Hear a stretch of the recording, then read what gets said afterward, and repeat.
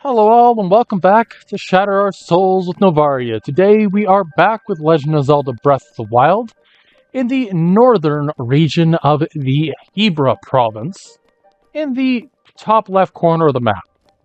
Now, the Hebra region is one that I admit is probably one of my least favorite in all of Breath of the Wild. It doesn't have the same level of intricacies as areas like the Faron province to the south with its constant thunderstorm, nor does it have the same intricacies as places like Death Mountain, where if you run out at the wrong time, you could effectively light yourself on fire. It's not as iconic as regions like the Lost Woods. It's not as well known as the Gerudo Desert. It doesn't have a storied history behind it. And so, for this area in particularly, I admit that most of this is just going to be traveling from A to B to C to D after various upgrades and shrines, just on the merit of I'm not really sure what else there is out here. Well, I shouldn't necessarily say that. There are bits and pieces of information that you can get from the world as a whole, whether it's the giant crescent-shaped scar in the side of the mountain, a remnant of a past use of the Divine Beast cannons, or the Hebra region and I believe they called it the Wind Ship in Tears of the Kingdom. You end up having story and some characterization to this area, but I always found that this area, while it fits, it doesn't do the same amount of legwork that a lot of other regions in Zelda do. An example of this is, I'm going to use Snow Peak in Twilight Princess. Now, Snow Peak is, by my recollection, one of the first snowy biome regions that we ever get in Zelda. And Snow Peak Ruins and its affiliated area had to do with a couple of Yeti, specifically Yeto and Yetta, and their whole situation with one of them being sick and the other one simply wanting to take care of his lover. And I think that was absolutely amazing. It's one of those things that I wish would show up more in different environments. But Yeto and Yetta showed up as being characters that had more to their story than just, oh yeah, we're a pair of Yetis, move on. And I wish I could say more about that. These two ended up being very closely tied to the Snow Peak Ruins, as the Snow Peak Ruins as a whole ended up being how do I want to word this?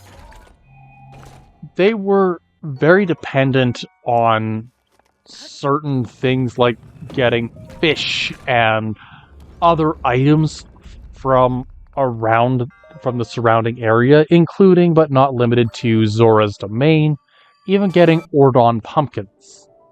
This made Yeto and Yetta very, I suppose, familiar. Yeto ended up being the type of character that you could tell what was in his intent, but you don't really get a whole lot for the mountain as a whole. We could guesstimate bits and pieces, like how the Snow Peak Ruins was likely a abandoned fort for training the Knights of Hyrule. But beyond that, we don't really get a whole lot of descriptors for what is going on throughout the duration of that region and the game as a whole. And that kind of sucks. So, it kind of ends up leaving a lot to be desired as far as the snowy biome world building goes in Zelda. But we do get some information in various games. Some from games like Twilight Princess. As I said, we have the Snow Peak Ruins. But we also have the Ice Cavern and Ocarina of Time. the snowy caverns or ice caverns in Wind Waker, but the 2D games tend to avoid icy locales altogether, with the exception being like the Swamp Palace that ends up frozen over at times, or Turtle Rock, for example. Which I believe Turtle Rock is actually more of a frozen region, but my argument stands. We don't get much... Sorry, Turtle Rock was fiery, not frozen. There we go. My argument stands that these regions of the world are few and far between. This ends up making the Hebra region, and by extension the Lanayru and Northern Gerudo Desert, all kind of weird by comparison to the rest of the world. Because you can go to Tabantha and say, oh yeah, this area is supposed to be cold. You can go to Lanayru and understand that yes, this is a cold region on the outskirts of the Zora's domain and the now Hateno village. But we don't actually get a whole lot of investment in these regions compared to other biomes that we get. And what I personally wish we could see is a more direct approach to these regions, because most of it ends up being, as I said, information in hindsight. We know of a few bits and pieces, but Hebra as a general region, for as large of a region as it is, has very limited resources and very limited information to tell us what actually was the history of this region.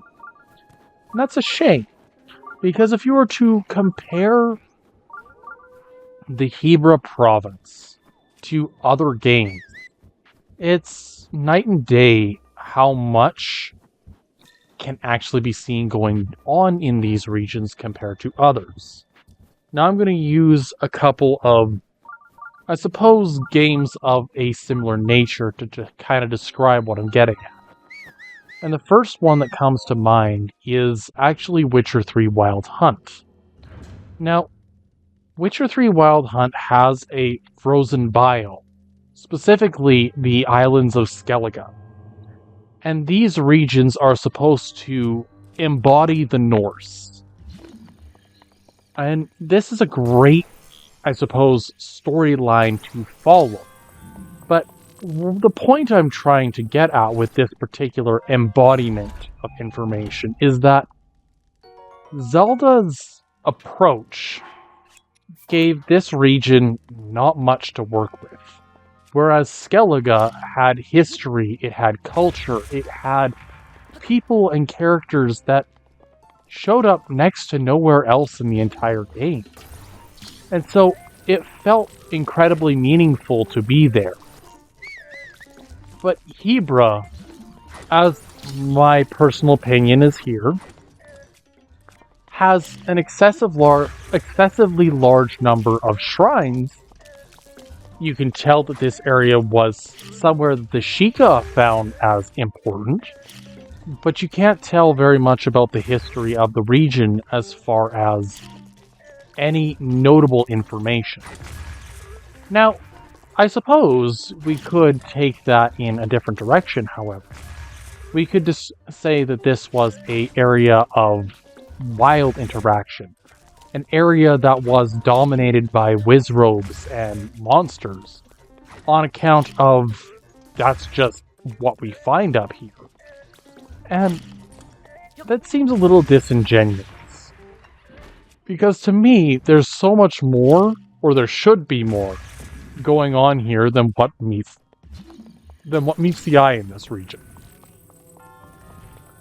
But I suppose it's one of those tropes in gaming that doesn't necessarily get explained to the best. Because if you look at it from the perspective of like snow and ice levels in video games, one of the most common types of video game tropes you're going to come across is the ice level. But the ice level rarely has a reason for there to be an ice level, aside from the fact that it has to check a box off the list.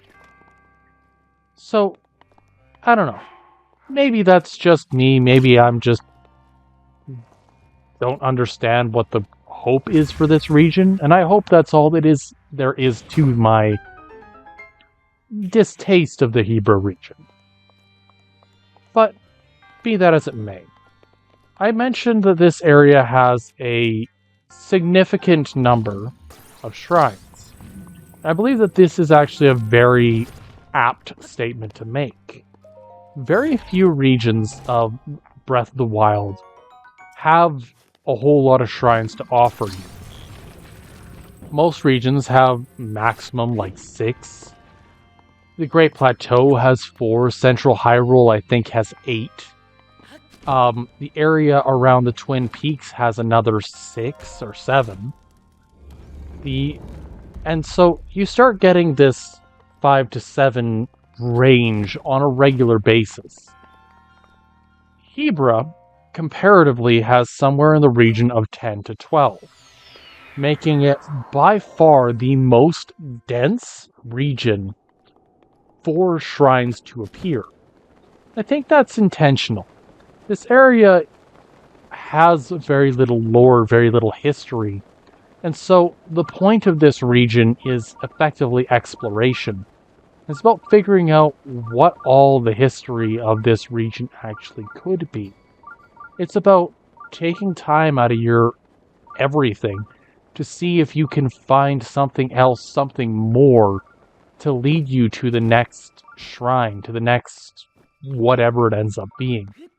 Think of this region as more of a power-up zone, if you will. I hate using that terminology, but it's the terminology that comes to mind. This region is designed around the idea that Link has to be stronger than he currently is to be able to beat the whatever is coming up next.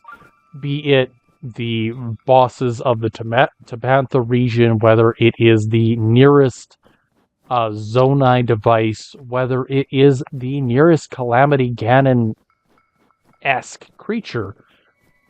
This is an area that is meant for Link to get stronger, to get more accustomed to the harsh elements, to really showcase what it is that he is capable of.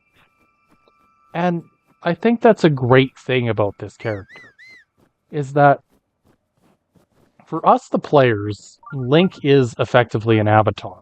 He is a character that shows up as a, yeah, I'm here to do a thing, let's do it kind of character. And some characters feel kind of messy. Like there isn't as much to them as others. Link always felt like he was hardworking, strong-willed, more capable. And maybe it's just me. I have a little bit of a bias towards the more adult style Links over the course of this franchise, because I do believe that these characters are characters that are intended to be showcased as larger than life, but still human, if that makes any sense at all. Link in Breath of the Wild is the chosen knight of Hylian, but he is so much more capable than I think many of us ever really could settle in to say, yeah, he is capable of this, he is capable of that. He has an infinite supply of bombs, he has this, he has that going for him. And the thing about Link as a character is that there seems to be a consensus of some variety that Link is a stronger than average character. Within the lore of Zelda as a whole, this Link is stated to be able, at a young age, to best a fully trained knight in one-on-one combat with nothing more than a stick and a pot lid. This character is meant to be incredibly powerful. There's a reason he is the chosen hero, the guide of Zelda, the chosen knight to effectively help Zelda through her journey. But Link on his own ends up being the type of character that has very few flaws. And I think that's partially because we don't really get to know him very well as a character. We know... How do I want to word this? We know of his courage. We know what kind of guides him, what leads him on. But if I were to say what is Link's personality, every single person would probably have a slightly different approach to it. Some would say that he's silly, or loves the camera. This shrine is going to be impossible. At least as I currently am equipped. So the idea of tandem is that you need to be able to stop something in time and drop the balls on another piece of equipment. Problem is that without a means of dropping the ball, the only real way of getting around in here is going to come from effectively launching myself with bombs. Which is possible. I don't have the capability. But as I was saying, every single player is going to have a slightly different view of what Link's personality actually is. And each Link kind of has a different vibe to them as a direct result of how they are portrayed and who they are portrayed alongside. An example being my favorite of the 2D Zeldas, actually Minish Cap. I always saw that Link as somebody who was willing to go the distance, same as every other Link, but he's more youthful, he's more childlike, he has much more of a whimsy, he's a lot more creative and open-minded to different solutions. And this version of Link, or that version of Link, the Minish Cap Link, ends up being one of my favorites just on the basis of because he is a kid, because he is portrayed in a way that makes him stand out as somebody that is more whimsical, more creative, more energetic, more focused on not necessarily the immediate solutions, but somebody who is innovative in approach. Somebody who isn't afraid to get messy or try to figure out a solution in a, what I would personally consider to be a kind of backwards or silly way. Makes this a Link that I would personally like. But every Link, in Zelda, are completely unique. We get this idea of what type of Link that Link is because of the game he came from and the interactions we get with other characters. Another easy example of this comes from Wind Waker Link. Wind Waker Link is, again, a child. His motivation comes from the fact that his sister was kidnapped. He has no connection to the hero of old, the heroes of legend. And yet, he is doing anything and everything in his power to save the people who are close to him. Because that's what drives him. That's what he's interested in. And sure, he helps out others along the way. He stops and helps Kamali and Medley, the great Deku Tree. He helps numerous people along his journey. But his journey was always spurred on by the fact that his sister was kidnapped and he wanted to make sure that he did something to help her. He couldn't sit idly by. And I think that as a character, I suppose, a character trait is something to be admired. You could also turn and look at the Ocarina of Time link. This link is again very, shall we say, very similar to the other links you find throughout the Zelda history. And yet, that link, well, let me be honest, it's probably one of the most formulaic links you're going to come across. But Ocarina of Time Link has this wonderful situation where every action he takes comes with two lenses. There's the more mature, I have to do this because I'm the hero of time and I'm the only one who can stop this, to the more childlike, whimsical, I need a bigger bomb bag, so I'm gonna go and play at the shooting gallery for a little bit. And maybe that's just me. But this Link always showed to be more of the serious type for me. He ended up being one that I could always approach and say, this Link is somebody who is driven by a need to help Zelda. That's as true as a statement will ever get about this Link. He goes about everything in a very detail-oriented way. He's very much I'm doing this because I have to, because I need to do this. Because I am apparently Zelda's chosen knight. He doesn't necessarily have the memory behind him, which makes him a blank slate. And I think that's important to really recognize about Link in every game, is that we as the player project ourselves onto Link. And so a speedrunner is going to make Link seem more chaotic and I gotta get here as quickly as I can.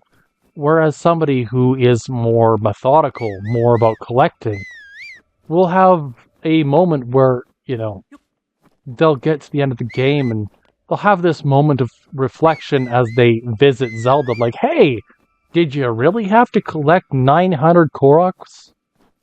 And I think that's kind of a haha. That's a funny approach to it. But every single player, no matter who it is, will always have a slightly unique view of this character. And I think that's important to realize. A lot of games, especially modern ones, have characters that are designed around an archetype, a caricature, a belief system, a rule set. This character has to be this or this. And sometimes this is great. I'm going to point at The Witcher again, where Geralt's whole everything is tied to his belief that he needs to help Ciri. That is an important piece of information to get. What I love about that version of Geralt, is that he's on the hunt to save, effectively, his daughter. And yet, every time he turns around, he gets kind of this elbow in the ribs of, yeah, sorry, your kid doesn't need you as much as you think she does anymore. Kind of vibe. And that's something that we get a lot with newer characters, is that they have the same kind of drive, inspiration, or need to go on these adventures as other characters.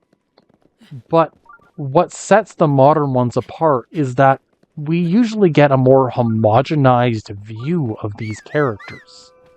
Geralt is the type of individual who does not play good or evil. There is no lesser or greater evil, there is only evil. And he is the type of person who wants to stop monsters, wants to help people. He is a friend of humanity. And yet is also shunned, and so on and so forth, because these character features of the individual are tied to who he is and what he does. But who he is and what he does ends up being the same for everybody. Some people might have more information, but by and large, everybody is going to have a very similar mindset of this character, just on the basis of this is what the character was intended to be.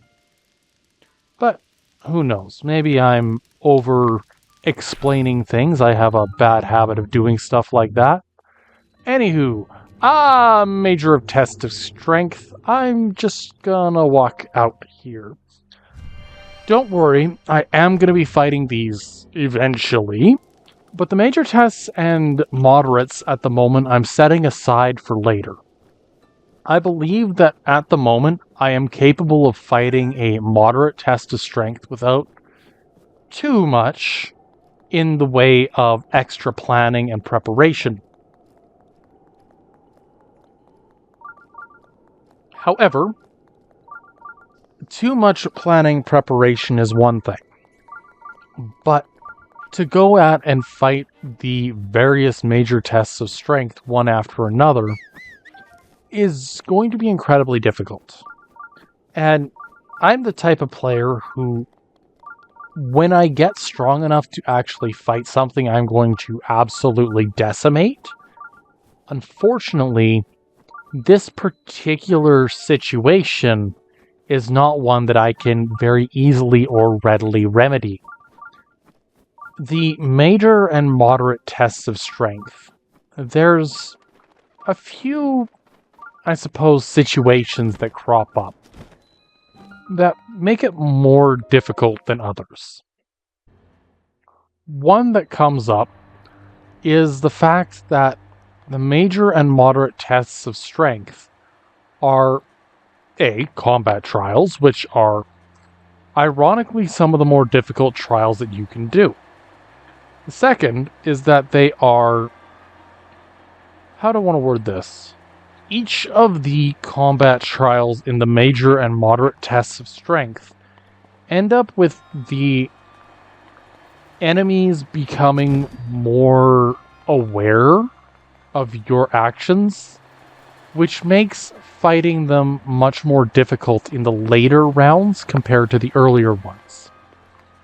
A simple-ish way to explain this actually comes in the form of explaining the whatchamacallit.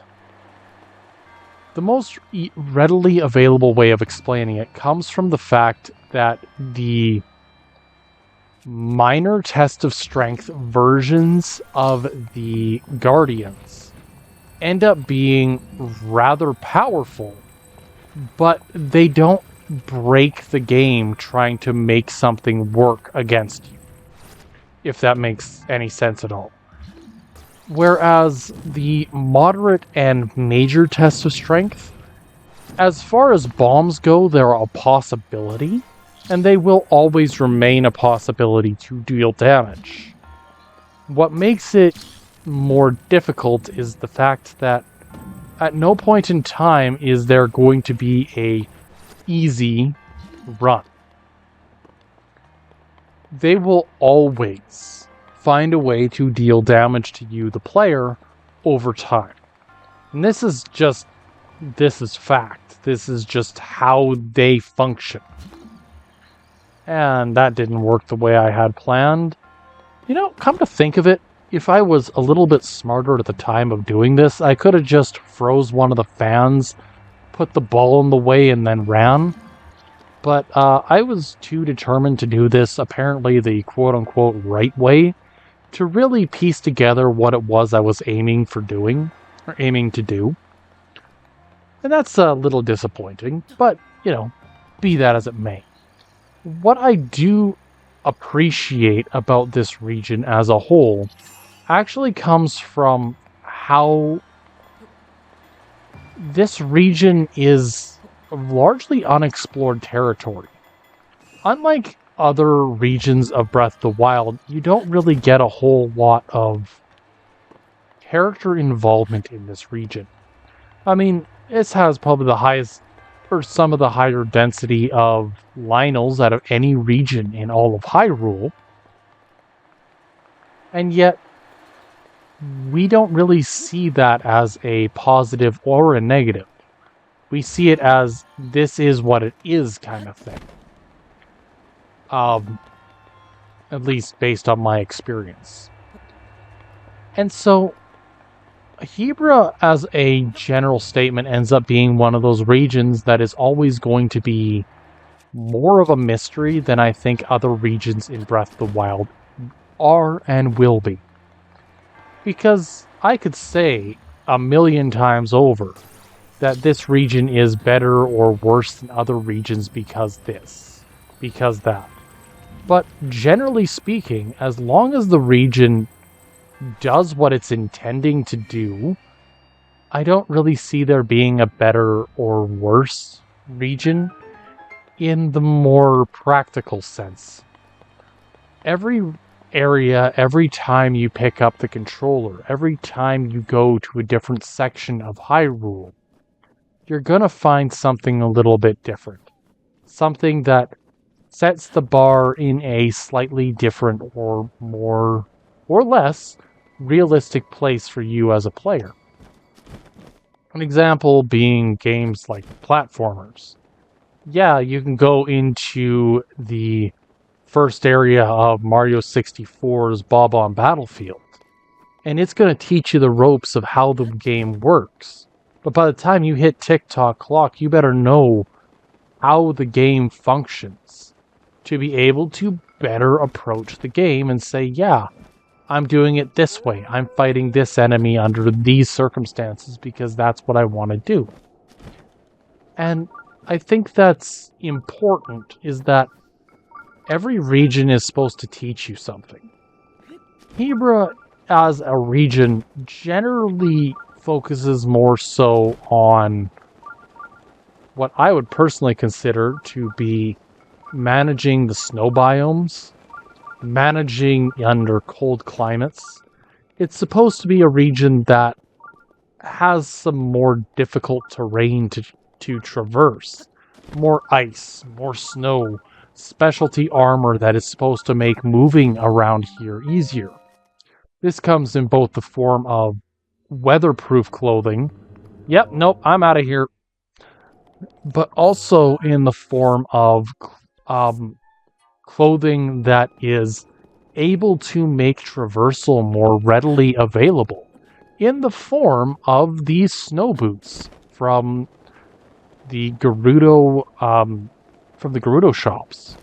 And there's snow and sand boots that are both intended to improve your ground speed while you're running.